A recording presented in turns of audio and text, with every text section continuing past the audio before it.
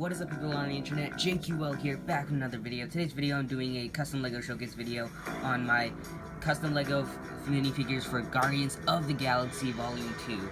And I know, you guys are probably like, oh man, this showcase is pretty late. I know, that's because they aren't finished, and some of them still aren't finished, but I decided to make the showcase anyway, because I won't have time to work on these in the next few days, so I'm just gonna record them now, because they're pretty much done. The only thing that isn't done are their accessories, and that's pretty much it.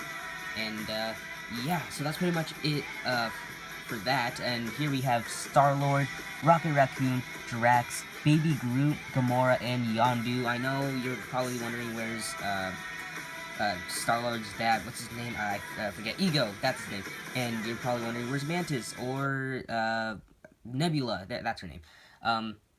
Yeah, well, they're not happening anytime soon unless I see the movie and I thought they were really good characters. Maybe I'll make a spin-off showcase, but at this point, highly unlikely. Right now I'm focusing on Defender figures and other stuff.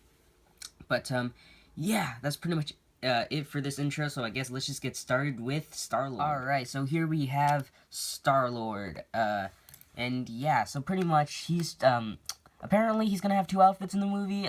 Apparently I made one of his outfits. Apparently he's gonna have a jacket, just a jacket, not a trench coat, but I decided to make his trench coat because, well, that's just how I see Starlord. So you can see he has a trench coat on, and his helmet is the LEGO Group's helmet back in 2014. I just had an old one to spare and decided to paint it up.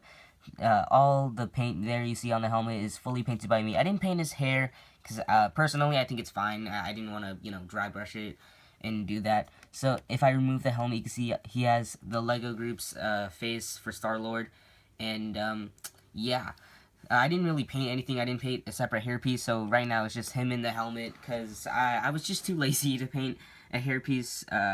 Sorry about that if you wanted to see a hairpiece, but yeah, I guess we can move on to his accessories. You can see I've painted a bunch of detail onto the blasters that he has, and also he has custom glove tops made by me. I painted his fingers on black hands, and yeah, so real quick, I'm just gonna remove the trench coat. Here is the torso without the trench coat. I'm gonna just remove the trench coat for a second.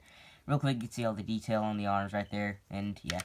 And, yeah, so the torso may be inaccurate, but this is just the gray t-shirt he wears, underneath the, underneath his trench coat / jacket in the movie. I might make his jacket later on, actually, now I'm thinking about it. But anyway, so this is his torso. Pretty much inaccurate. I just painted on whatever I saw. Didn't know what, to paint, but there's all the leg detail on the front and the side. Really not a lot on the side or the back, but, yeah. So one problem with using a torso that's completely different color than the trench coat is that when... Oh, I just dropped it. So if I put the trench coat on, you'll see it looks really weird because his shirt is too exposed. So the way I fixed this, I got this idea from 97 Lego Maniac. I made a completely different piece, and yeah, so basically how this works is, if I just take off the trench coat real quick and put it on, I just put it on the torso, and then I put on the trench coat, so that way it looks a little more, you know, it looks a little better, if you guys know what I mean. But, yeah, so that's pretty much, the reason why. They, also, yeah, I got the idea from 97 Lego Maniac, and, yeah. So, real quick, let me just put them back together. You know what, actually, I give up. I'll just cut. There he is, all put back together. Yeah, anyway, so if you're, back to the trench coat real quick. If you're wondering how I got this giant, dark brown thing all the way around, I just used tape and taped it all around from this part of the trench coat all the way around. Literally just one piece, and just shaped it to the position I want it to be in. So yeah, that's pretty much it for Starlord. Really happy with this figure, even though his t-shirt's inaccurate. I might repaint that later in the future, but yeah, I'm really happy with this figure. And yeah, so I guess on to the next figure. Alright, here we have Gamora making her return back into the MCU, and yeah, pretty simple figure overall. I'm really proud of it. I guess the most complex part would be the face. It's a fully painted face that I took inspiration off the 2014 version, and yeah, I'm really happy with how the face turned out. It's fully painted, by the way. And here's her sword. I got the idea once again from 97 Lego Maniac to make my own sword. Basically, I took a blade of a standard sword, and he used an Asajj Ventress piece lightsaber hilt, but I used normal lightsaber hilt and carved out some parts on the inside to make the handle a little bigger and sculpted on this one tiny piece right there, and painted the entire thing silver. So removing the sword real quick, you can see she does have a jacket on. Unfortunately, like, I did shave the torso to make it look curved, and I was gonna try and glue it in, but honestly, it just would not work out, so I decided to just leave it as is. So, unfortunately, you can't see the curves that I worked so hard to create, but, yeah. Anyway, so the torso is fully painted by me. I'm really proud of the torso. You can see the white shirt detail right there that she's wearing underneath. And here are the arms, pretty simple detail. I just have a lot of mixes of brown in there. And another thing I usually don't do with my figures is for Gamora, I dry brushed a bunch of like highlights in her hair, which was really, it was pretty difficult actually. It was had its own level of difficulty. However, you know, it probably isn't, like, it's not as hard as some people make it out to be, but I'm really proud of it. And yeah. And here are the legs, pretty simple legs. You can see there if I move her arm up. There we go. And yeah, so that's one last 360. I'll give you one last 360 look at my Gamora figure. And yeah, that's pretty much it for Gamora. I'm gonna give her back her weapon. Actually, never mind, I just dropped it. So yeah, that's pretty much it for Gamora, and I guess we can just move on to the next figure. Alright, and here is probably the funniest character in Guardians of the Galaxy in general. Drax the Destroyer. And so you're probably wondering, wait a second, those tattoos look very bad. Well, I know they're bad because I fully painted them. I did not use a Drax minifigure to weave and weaved around the tattoos. I did not, because one, I didn't have one, and two, I kind of thought I wanted to challenge myself. I wanted to challenge my abilities to paint the tattoo. Granted, they don't look the best, but you know, at least the face turned out really, really well. I didn't want to use like the very aggressive Drax head, the new Drax head. So I just used the 2014 version just because I feel like it just works a little more for me. And yeah, I know the tattoos are pretty horrendous, but I did try my best for Drax. And yeah, at least I was challenging myself. I wanted to challenge myself, and I definitely think for a person of my skill level, I did pretty good. So yeah, anyway, so that's pretty much it for the torso and all that. He does have standard combat knives. I didn't paint any detail on there because there's really no reason to. And yeah, so the legs are fully painted too. It's just a dark blue set of legs. All the detail you see there, straps, the knife holsters on the side, and then the belt continues on the back. And I'm really happy with the legs that Drax has that I painted. And yeah, so that's pretty much it for Drax the Destroyer. And I guess we can move on to the next. Alright, here we have Yondu Udonta. Definitely one of the most challenging figures in this showcase next to Drax. The reason why is because the face was a pain in the ass to paint. It's pardon my language, but it really was. And yeah, I really think this represents Michael Brooker. I think that's his name. And yeah, I'm really happy with it. And one thing that other than the face I had difficulty with was the mohawk. And now the mohawk is actually a Lego mohawk that I just glued on. I sanded off the stud, I glued it on and filled in the gap you can see there with like gel super glue, and painted the entire thing in metallic red because, well, I mean, it's basically metallic red. It's supposed to be kind of translucent, but not exactly translucent. It's supposed to be shiny, so I decided to go with metallic red for that, and I really think it looks really, really well.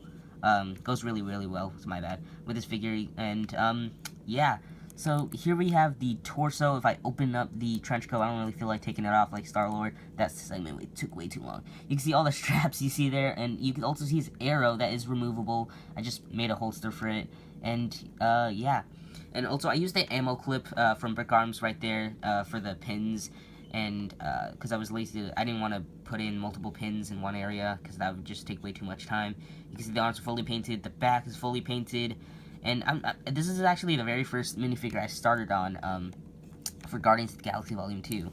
And yeah, and there's also the legs you can see there. And yeah, that's pretty much it for Yondu. I know I kind of rushed there because there's a lot to go through it with these minifigures, and there's a lot of minifigures in the showcase video. But yeah, I just really want to get this over with. So that's pretty much it for Yondu Udonta. And yeah, on to the next figure. Alright, here we have Rocket Raccoon. probably one of the most disappointing minifigures in the showcase next to Drax, because honestly, like, I'm a little disappointed that I didn't get to paint or make his weapons, because his weapons are just stand-in weapons at the moment, because, well, I didn't have time to make them, so I guess just removing them. You can also see his black hands, because I didn't paint his separate hands, and even if I did, I wouldn't be able to put on the weapons in the first place, so I was really struggling with that, part of this minifigure, and, yeah. But the rest of it, other than the weapons and the hands, I'm really proud of. I'm really proud that, I managed to get the right brown color for, his, fur, and I painted it all around the entire, head that he has. You can see I also painted the tail. I painted it on the legs, and yeah, so I'm really glad of I managed to get the color, because as many of you know, I'm not good at mixing paint. So yeah, I also painted on the details you see right here on his like shoulder pad, I guess.